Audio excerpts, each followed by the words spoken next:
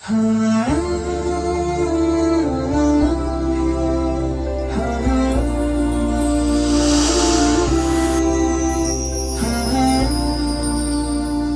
علیکم ورحمۃ اللہ وبرکاتہ۔ نماز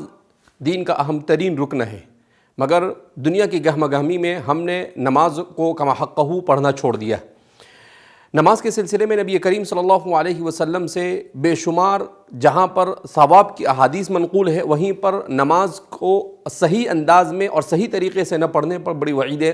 نبی کریم صلی اللہ علیہ وسلم سے منقول ہے۔ سیدنا حضرت ابو ہریرہ رضی اللہ تعالیٰ عنہ فرماتے ہیں کہ بعض مرتبہ ایسا ہوتا ہے کہ آدمی 60 سال تک نماز پڑھتا ہے اور اس کی نماز قبول نہیں کی جاتی۔ سوال کیا گیا کیوں؟ تو آپ نے فرمایا کہ لا یتم رکوعہا ولا سجودہا، کہ وہ رکوع اور سجدہ مکمل طور پر نہیں کرتا، یعنی سنت طریقے پر وہ نماز ادا نہیں کرتا ہے۔ حضرت عمر رضی اللہ تعالیٰ عنہ فرماتے ہیں کہ بعض مرتبہ آدمی بچپن سے لے کر بوڑھا ہونے تک نماز پڑھتا رہتا ہے، مگر اس کی ایک رکعت بھی قبول نہیں کی جاتی ہے۔ پوچھا گیا کیوں؟ کہا اس لیے کہ وہ رکوع اور سجدوں کو اور نماز کو صحیح انداز میں نہیں ادا کرتا ہے۔ بعض روایتوں میں نبی کریم صلی اللہ علیہ وسلم نے اس پر یہ وعید بیان فرمائی ہے کہ نماز کا نہ پڑھنا گویا کہ اپنے آپ کو اسلام سے نکال دینا ہے۔ من ترک الصلاۃ متعمدا فقد کفر، جس نے نماز کو جان بوجھ کے چھوڑ دیا وہ اسلام سے نکل گیا۔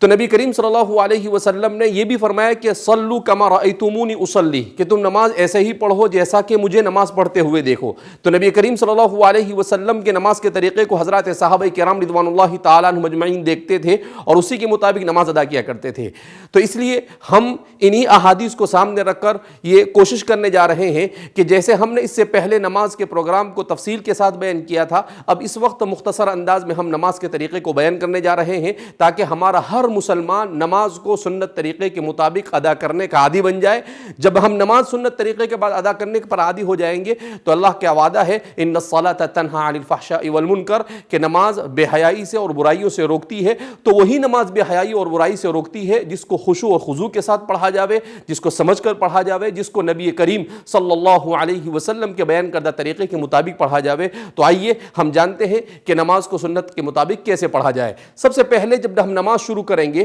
تو ہمیں سب سے پہلے اپنی نماز کی تعیین کرنی ہوگی، یعنی نیت کرنی ہوگی کہ ہم کون سی نماز ادا کر رہے ہیں۔ ہم فرض نماز ادا کر رہے ہیں، سنت نماز ادا کر رہے ہیں، اور پھر اس کے بعد اس لیے کہ حدیث پاک میں آتا ہے انما الاعمال بالنیات، اعمال کا دار و مدار نیت پر ہے۔ تو آدمی کو سب سے پہلے وضو، اس کے بعد وضو کو اچھی طریقے سے وضو کرنا ہے، اور وضو کے بعد نیت کرنی ہے، اور نیت کے بعد نماز پڑھنی ہے۔ تو نماز کے لیے جب آدمی کھڑا ہو تو سب سے پہلے جب وہ کھڑا ہو تو اس کے پاؤں کی کیفیت کیسی ہو، وہ اپنی طبیعی حالت پر چھوڑ دے۔ نہ اسے بہت پھیلانے کی ضرورت ہے اور نہ اسے بالکل ملانے کی ضرورت ہے، بلکہ اسے طبیعی حالت پر چھوڑ دیا جاوے۔ اس کے بعد جب نماز ہم شروع کریں گے تو سب سے پہلے ہاتھ اٹھا کر ہم نماز کا آغاز کرتے ہیں۔ تو جب ہاتھ اٹھایا جاتا ہے تو عام طور پر ہمارے یہاں بعض حضرات اس طریقے سے ہاتھ اٹھا کر لیتے ہیں، بعض حضرات کان پکڑ کر کرتے ہیں، لیکن اس کا صحیح طریقہ یہ ہے کہ نماز کے لیے ہاتھ اٹھائے جائے۔ کہاں تک ہاتھ اٹھایا جائے؟ کانوں کی لو تک، وہاں پر لگانے کی ضرورت نہیں، اس کے محاذات میں، اور کوشش کی جائے کہ دونوں ہاتھ قبلے کی اس کا رخ قبلے کی طرف ہو۔ اس طرح سے آپ اپنی نماز کو اور اپنی نگاہوں کو سجدے کی جگہ پر رکھیں تاکہ آپ کی نماز میں یکسوئی آ سکے۔ اس طرح سے آپ اپنی نماز کو شروع کریں گے۔ اپنے ہاتھوں کو اس طرح سے اپنی انگوٹھے اور اپنی آخری انگلی سے حلقہ لگا کر اسے اس طرح سے آپ اس کو گویا کہ پکڑ لیں گے پہنچے کے پاس، اور پھر اس کے بعد اسے آپ یہاں پر رکھ دیں گے۔ پھر اس کے بعد جب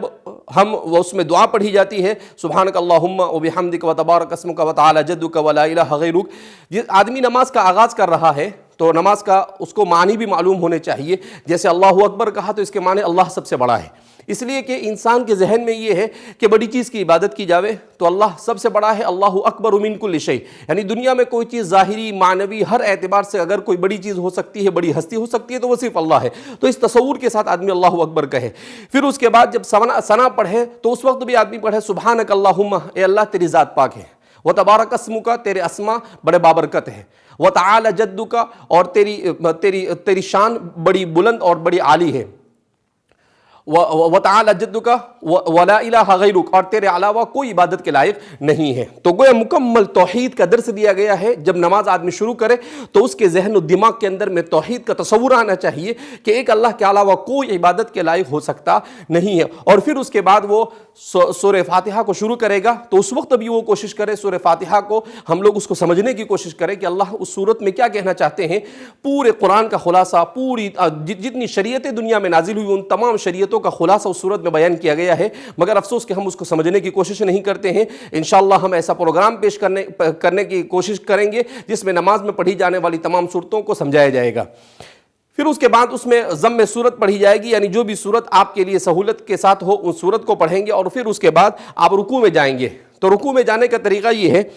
کہ جیسے ہی آپ فارغ ہو گئے پھر اس کے بعد اللہ اکبر کہتے ہوئے اسی تصور کے ساتھ کہ اللہ سے بڑھ کر کوئی ہستی نہیں ہو سکتی ہے، آپ رکوع میں جائیں گے اور کوشش یہ کریں گے کہ آپ اپنا پورا وزن انگلیوں پر لے آئیں گے۔ تو اس سے ہوگا یہ کہ نبی کریم صلی اللہ علیہ وسلم نے سجدے کا طریقہ یہ بیان کیا ہے کہ آدمی کی پشت اور آدمی کا پیچھے کا حصہ اور آدمی کا سر یہ بالکل ایک لائن میں ہونا چاہیے۔ سمیع اللہ لمن حمیدہ کہہ کر آپ کھڑے ہوں گے اور آپ کی نگاہ سجدے کی جگہ پر ہوگی۔ سمیع اللہ لمن حمیدہ، اس کا معنی کیا ہوتا ہے؟ سمع سن لیا، لمن حمیدہ اس نے جس کے لیے حمد کی گئی، یعنی ہم نے اللہ کی تعریف کی اور اللہ نے ہماری تعریف کو سن لیا۔ تو اس معنی کے استحضار کے ساتھ جب ہم نماز پڑھیں گے تو ہماری نماز میں جان پیدا ہوگی اور یہی نماز ہمیں بے حیائیوں اور برائیوں سے روکنے کا سبب بنے گی۔ پھر اس کے بعد ہم اللہ اکبر اسی اللہ کی ہستی کے عظیم ہستی کے تصور کے ساتھ اللہ اکبر کہتے ہوئے ہم سجدے میں جائیں گے، جو نماز کا اہم ترین رکن ہے۔ سجدے کا طریقہ یہ ہے کہ سجدے میں سب سے پہلے تو یہ کہ کھڑے ہونے کے بعد آپ سجدے میں کیسے جائیں۔ عام طور پر بڑی غلطیاں ہوتی ہے اس میں، بعض حضرات اس طریقے سے پہلے اپنے ہاتھ ڈال لیتے ہیں، بعض حضرات ایسے بیٹھ جاتے ہیں اور پھر اس کے بعد سجدہ کرتے ہیں۔ تو اس کا صحیح طریقہ یہ ہے کہ آپ جیسے کھڑے ہیں ایسے سیدھے ہی آپ نیچے آئیں گے، اور نیچے آنے کے بغیر کسی سٹاپ کے اور بغیر کسی رکے ہوئے آپ سجدے کے اندر میں چلے جائیں گے۔ اور جب سجدے میں جائیں گے جیسا کہ ہم آپ کو کر بتاتے ہیں،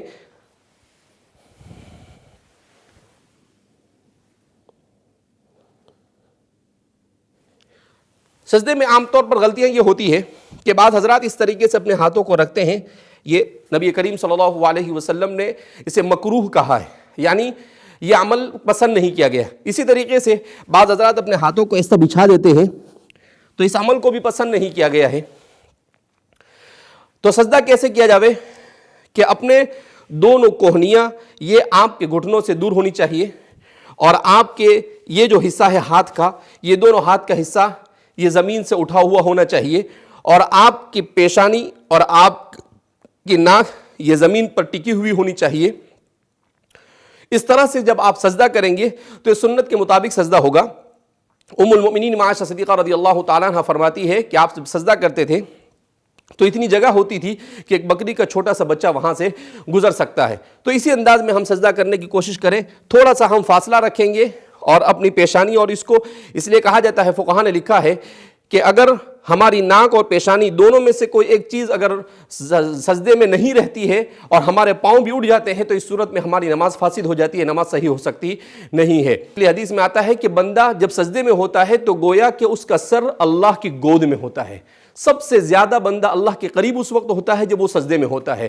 اسی لیے اگر آدمی عربی جانتا ہے تو اسے سجدے کے اندر میں دعائیں مانگنی چاہیے۔ بعض حضرات نے لکھا ہے کہ سجدے میں کی جانے والی دعا کو اللہ کبھی بھی رد نہیں کرتا ہے، اس لیے کہ جب بندہ بالکل اللہ کے قریب ہوتا ہے اور اللہ سے مانگتا ہے تو ظاہر سی بات ہے کہ اللہ رب العزت اس کو کیسے اپنے دربار سے خالی ہاتھ چھوڑ سکتے ہیں۔ تو سجدے میں، اور عام طور پر یہ ہے کہ ہم سبحان ربی الاعلیٰ پڑھتے ہیں، اس کا معنی بھی ہمیں سمجھنا چاہیے، پاک ہے وہ ذات جو بڑی بلند ہے۔ اللہ رب العزت کی پاکی کو بیان کیا جا رہا ہے، اور بھی سجدے کی بہت ساری دعائیں نبی کریم صلی اللہ علیہ وسلم سے منقول ہے۔ آپ صلی اللہ علیہ وسلم سے منقول ہے کہ آپ صلی اللہ علیہ وسلم سجدے میں پڑھا کرتے تھے، اللہم اغفر لی ذنبی کلہ دقہ و جلہ کبیرہ و صغیرہ علانیتہ و سرہ، کہ اللہ رب العزت میرے گناہوں کو معاف فرما دے، چاہے چھوٹا ہو چاہے بڑا ہو، چاہے کس طرح کا بھی گناہ ہو، میرے تمام گناہوں کو معاف فرما۔ اب ظاہر سی بات ہے، بندہ جب اللہ کے اتنے قریب ہوگا اور اللہ اگر اس کے گناہوں کو معاف کریں گے تو اس بندے کے لیے اس سے بڑی اور کیا سعادت ہو سکتی ہے۔ اور بھی بہت ساری دعائیں نبی نبی کریم صلی اللہ علیہ وسلم سے منقول ہے، جو انشاءاللہ آپ کو اسی پروگرام کے اندر میں آپ کو دعائیں بتائی جائے گی، اس کو لکھ کر ہم انشاءاللہ پیش کرنے کی کوشش کریں گے اس کے ترجمے کے ساتھ۔ اس کے بعد سجدے کے بعد جب بیٹھا جاتا ہے اس کو جلسہ کہا جاتا ہے، دو سجدوں کے درمیان جو بیٹھتے ہیں اسے جلسہ کہا جاتا ہے۔ جلسے میں جب بیٹھتے ہیں تو یہ وقت بھی اللہ کے بڑے تقرب کا وقت ہوتا ہے، اسی لیے نبی کریم صلی اللہ علیہ وسلم اس وقت میں ایک دعا سکھائی آپ صلی اللہ علیہ وسلم نے، اللہم اغفر لی وارحمنی وعافینی وہدینی وارزقنی وجبرنی۔ اس میں سب کچھ آ گیا، دنیا اور آخرت کی تمام بھلائیاں آ گئی، تو ہمیں اس دعا کا بھی اہتمام کرنے کی کوشش کرنی چاہیے، اس لیے کہ جب بندہ دو سجدوں کے درمیان ہوتا ہے تو اللہ رب العزت اس کو اس وقت بندے کی طرف بہت زیادہ متوجہ ہوتا ہے، اور اللہ رب العزت اس کی ہر دعا کو قبول کرتے ہیں۔ لہذا اس بنا پر اس دعا کو بھی ہمیں سیکھنے کی کوشش کرنی چاہیے۔ اس کے بعد جب سجدے سے کھڑے ہو تو سجدے سے کھڑے ہونے میں بھی ہم بڑی کوتاہیاں کرتے ہیں، ضرورت اس بات کی ہے کہ سجدے سے کھڑے ہونے کے طریقے کو معلوم کر لیں۔ اس طرح سے سجدے سے کھڑے ہو،